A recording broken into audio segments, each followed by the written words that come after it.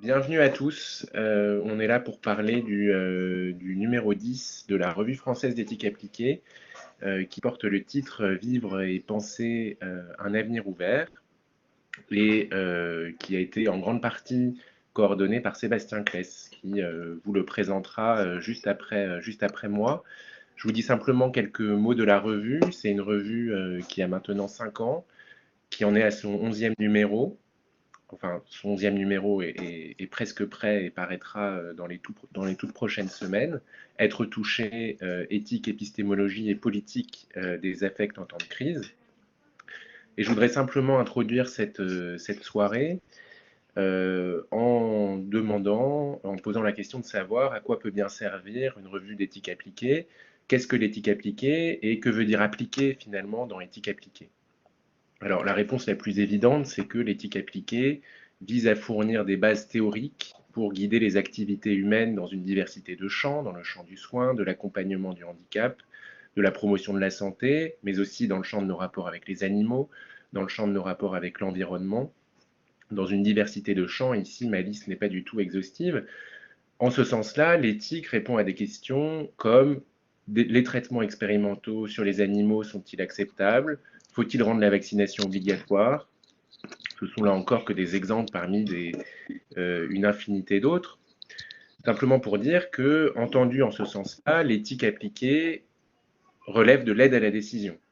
En présentant un certain nombre d'arguments contradictoires, l'idée est bien d'aider un certain nombre d'acteurs confrontés à des dilemmes ou des questionnements éthiques euh, en leur fournissant donc des arguments contradictoires pour étayer leurs décisions.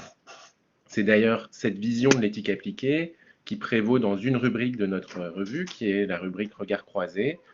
Les derniers numéros ont été consacrés dans cette rubrique donc à l'obligation vaccinale, aux pratiques de priorisation en réanimation et aux urgences dans le contexte de la Covid. Voilà.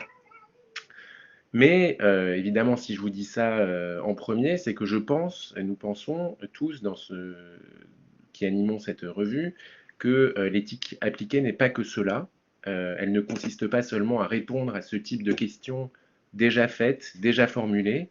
Il s'agit aussi pour nous, et en particulier dans nos dossiers thématiques, d'inventer des questions ou d'expliciter des questions qui ne sont pas vraiment formulées, qui restent à un état implicite, à un état latent dans la société, mais qui constituent pourtant de vrais soucis, de vrais enjeux, de vraies préoccupations. Alors je vais prendre un exemple autre que celui du numéro de ce soir, qui est celui du numéro précédent, en attente, comment prendre soin du présent. L'idée de ce numéro nous est venue d'un gériatre, Daniel Dreux, qui a coordonné ce numéro et qui coordonne depuis plusieurs années un groupe de recherche dans son service de gériatrie sur l'attente anxieuse de ses patients. Au départ, quand il nous a soumis l'idée de faire un dossier sur cette revue, on s'est demandé ce qu'il y avait d'éthique dans ce sujet qu'il nous proposait. On voyait bien comment on pouvait traiter de l'attente sous un angle psychologique, sous un angle phénoménologique, mais on ne voyait pas trop en quoi on pouvait porter, enfin en tout cas moi je ne voyais pas en quoi on pouvait porter sur l'attente un regard éthique.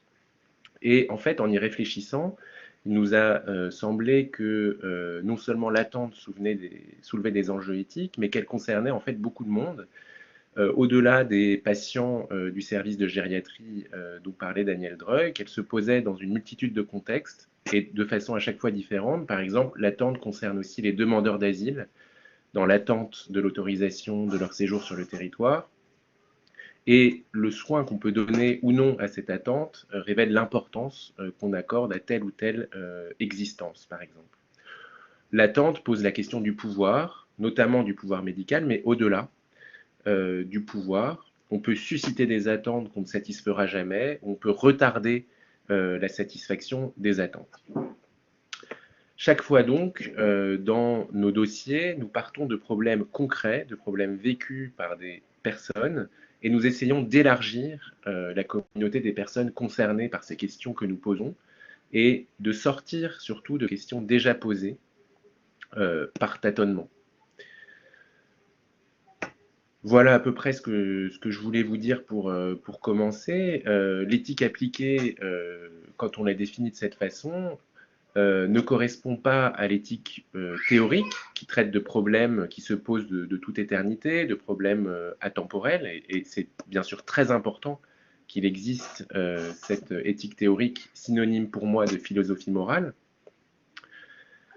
Donc nous, notre démarche ne correspond pas à ce type de réflexion pourtant très importante, puisque nous nous situons bien dans une époque, mais notre démarche ne correspond pas à l'éthique appliquée au sens de l'aide à la décision comme je l'ai décrite au départ, mais quelque part, disons, entre ces deux domaines, ou ailleurs en tout cas, que ces deux domaines. Voilà. Je ne vais pas en dire plus sur la revue parce que la revue existe, elle est disponible. Vous pouvez bien sûr vous y abonner. Vous pouvez la consulter sur Kern à condition que la bibliothèque dans laquelle vous la consultiez soit abonnée à cette revue.